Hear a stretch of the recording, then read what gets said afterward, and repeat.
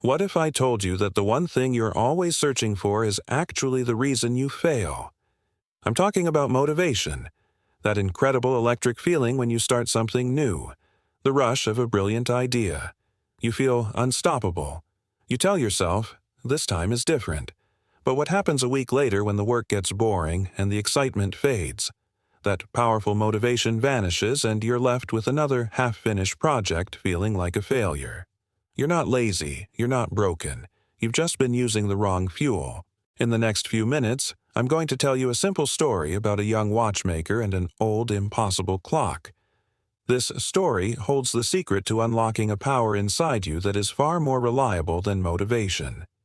It's a quiet force that doesn't fade, and it's the only thing that guarantees you will finish what you start. Stay with me, because the lesson he learned might just be the one you've been waiting for. Leo was a watchmaker. He has inherited a small dusty shop from his father, a man who had been one of the best watchmakers in the entire country. The shop was filled with tiny tools, magnifying glasses, and the gentle ticking sound of dozens of clocks.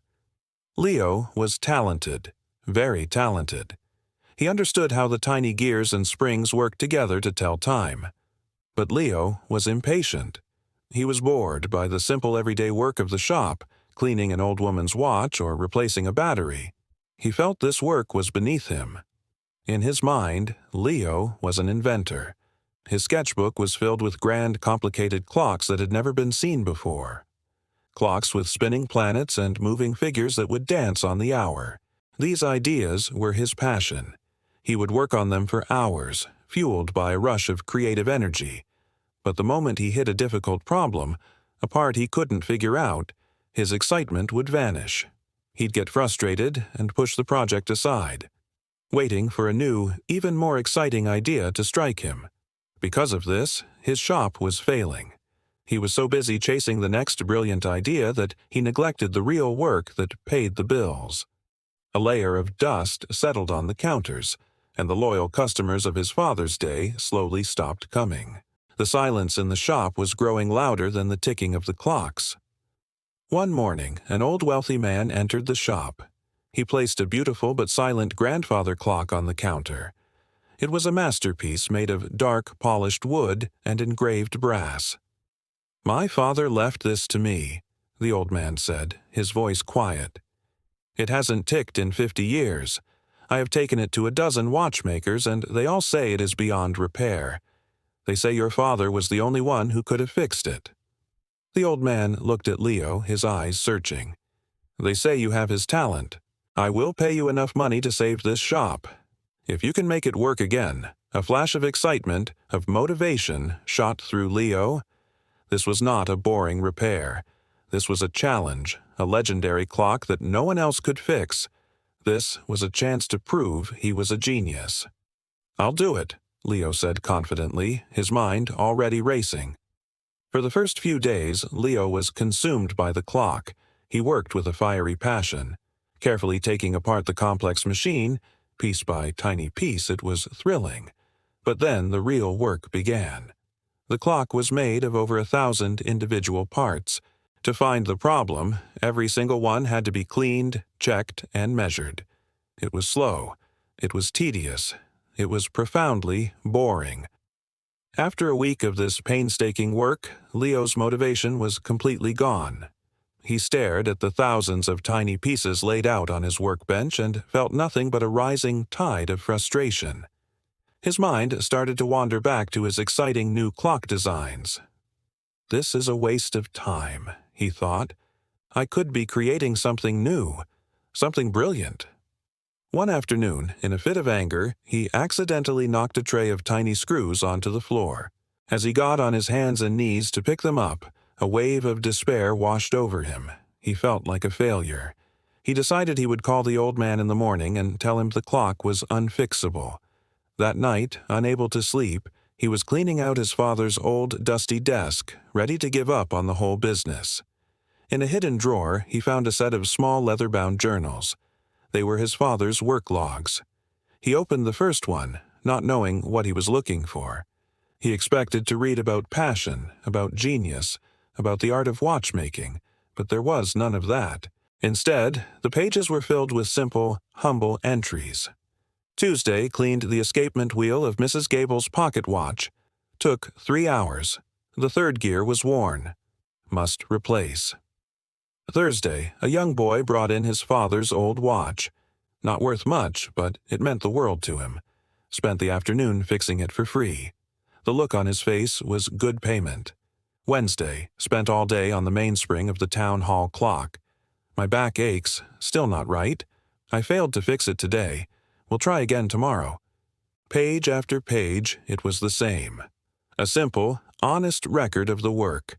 The slow, boring, and difficult work. At the end of the first journal, his father had written a single, short paragraph.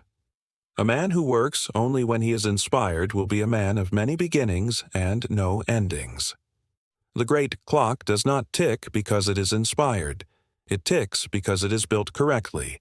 It follows its rule second after second. The work of a craftsman must be the same. You do not show up because you feel good. You show up, and in doing the work, you might, if you are lucky, begin to feel good. The words hit Leo like a physical blow. He had been looking at his work all wrong. His father wasn't a genius because he was always inspired. He was a genius because he always showed up. He had the discipline to do the boring work day after day.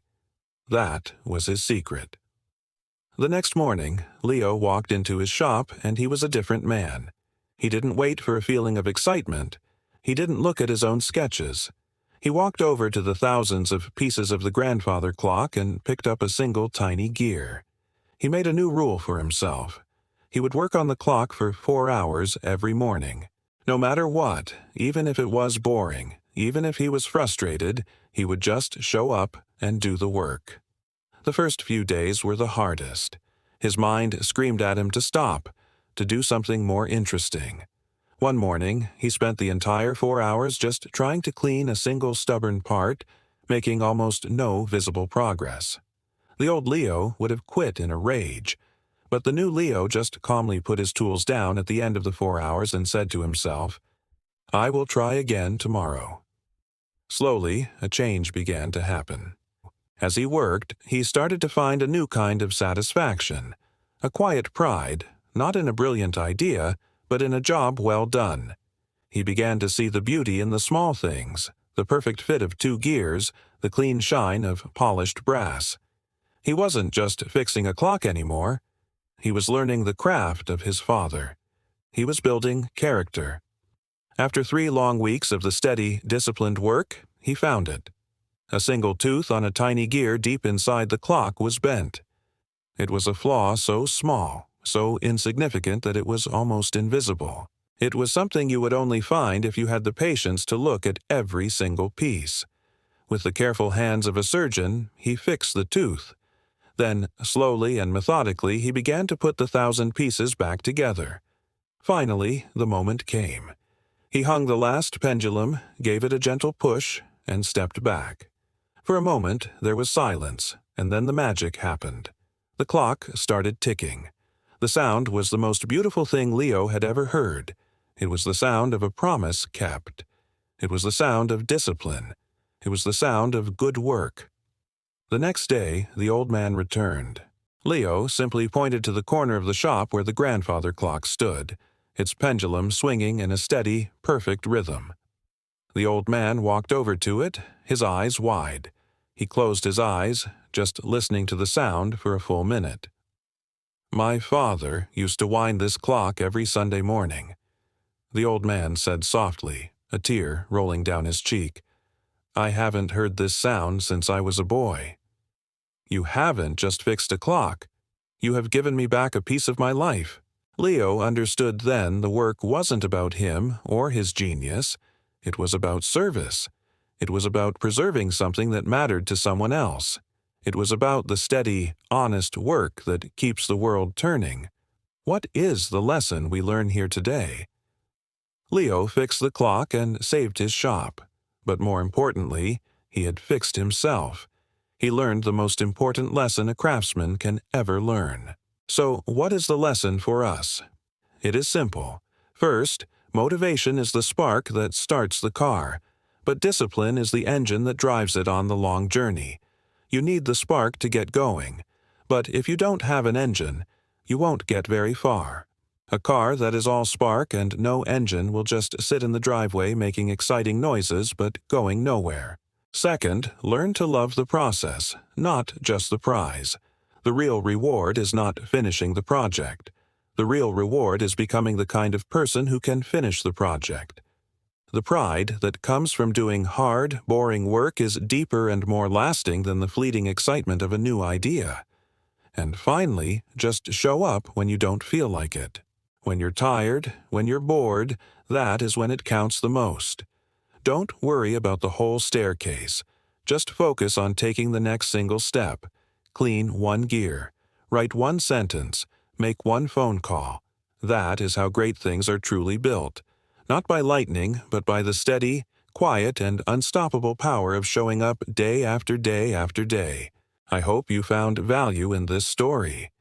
If you do, please give this video a like, share with your friends and loved ones who need to hear this message. Don't forget to subscribe and turn on notification. We will meet again.